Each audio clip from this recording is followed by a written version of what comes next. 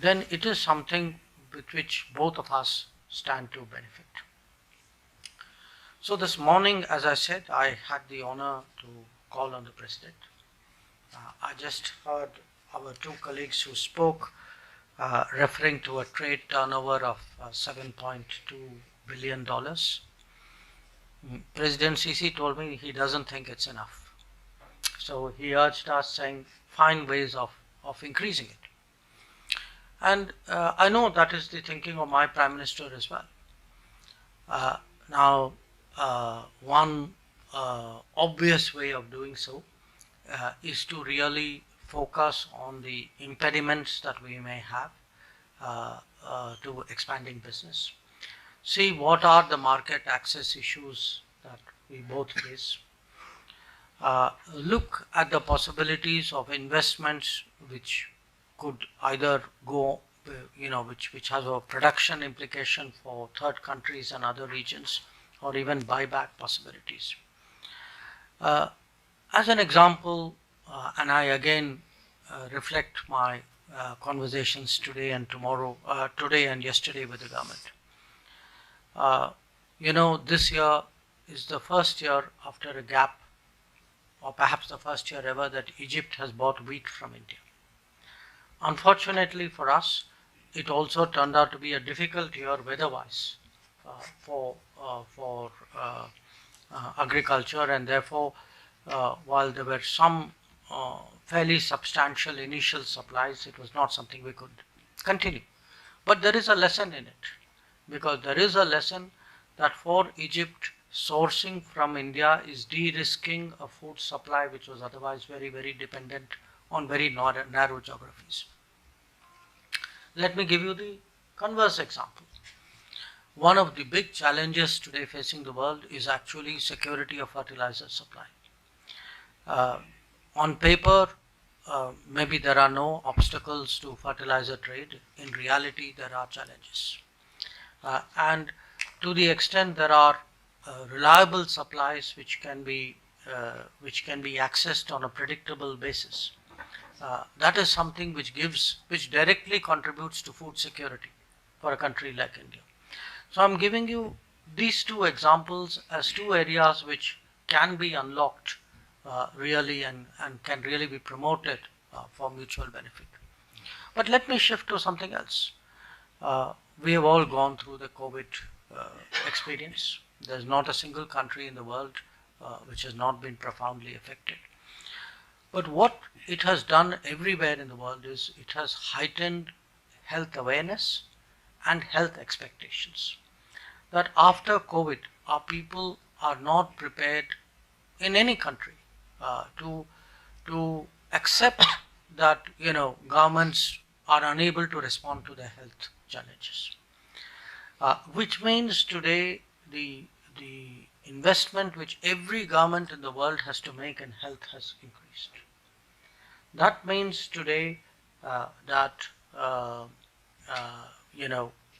if you are looking at efficiency of vaccine production, at the affordability of pharmaceutical production, at the distribution of medical devices production, these are really, I think, demands out there in the market which may not have existed this strongly 2 or 3 years ago. Or I will pick up on an example which was referred to right now, green hydrogen. Now, I spoke about climate change as a seriously disruptive factor.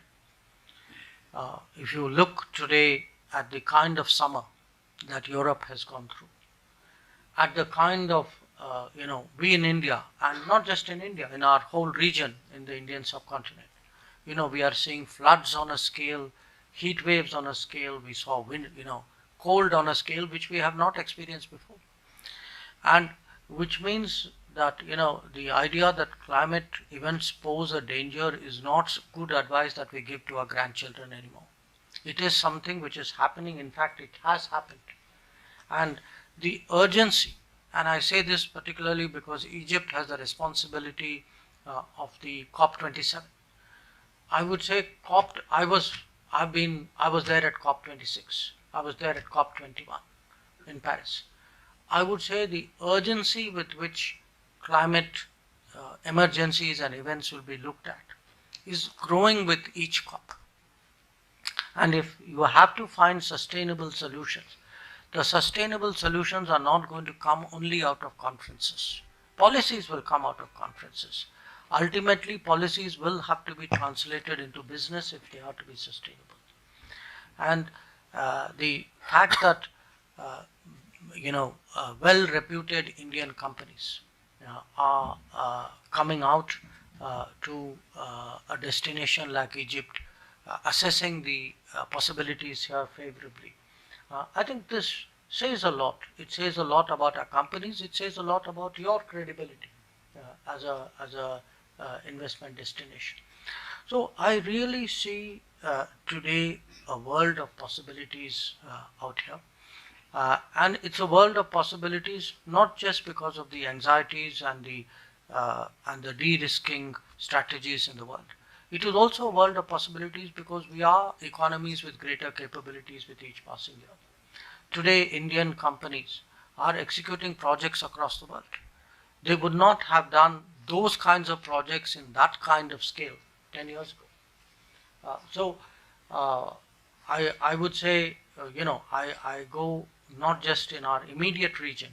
Last month I was in Latin America, and I could see in Latin America, whether it was mining, whether it was power transmission, whether it was infrastructure building, whether it was actually oil prospecting. Our companies are present today even in far off destination. And in a globalized world, economies, the efficiencies of logistics have actually become so high that distances have actually shrunk. That the distance to execute a project, the distance to source resources and goods from faraway places, that has also is something which has changed. So I would suggest to all of you, ladies and gentlemen, that look at the world in terms of its very intense globalization, a globalization that carries huge opportunities but also has inherent risks, which must be addressed by like-minded countries, comfortable countries, getting together and doing more with each other, and looking to see where we have capacities that complement each other. And the responsibility of the governments obviously is to be supportive, is to create wherever possible the facilitative mechanisms. I know, for example, what I heard again in the last 2 days was inadequate air connectivity between our countries. I think it's a reasonable business demand, which we will have to find ways of addressing better. It's a responsibility of governments also to see where there are regulatory impediments. If there are, let us say in the pharmaceutical sector, registration procedures which are unnecessarily cumbersome, or in the energy field, again, specifications which are in some way not sufficiently friendly to industry. I think it is important for us to address that. And my last point, I do feel that in a world which is moving towards a more knowledge-driven economy, the importance of human talent and skill, the weightage of that in the overall calculation will grow. And we are already seeing a mismatch between where there is demand for talent and where there is availability of talent. We are also seeing a gap between the existence of talent and its coming up to its deployable level. So here we see international education and the preparation of a global workforce as something which offers a meeting point between India and Egypt. I was very pleased to learn that we already have at least one university from India which has agreed to set up a collaborative venture here. I'm very hopeful that we will get a few more, including some of our more prestigious technology institutions. So my message to you today is not just that India is open to business, but that India is specifically focused on working with Egypt to find uh, uh, to see what difference we can make to our mutual benefit in the region at a global level. And I look forward to hearing your thoughts on that subject. We are at the moment, I can only share with you that because this is not a universal situation. After the COVID, not everybody has recovered to the same degree. Some countries, some economies, some people are perhaps a little more optimistic, some perhaps a little more cautious. We are at the more optimistic end of the spectrum. So there is a great appetite for doing business, not just at home but going abroad. So that is the message that I bring to you. I am once again very, very grateful for the opportunity to hear all of you, and I thank you for being here today.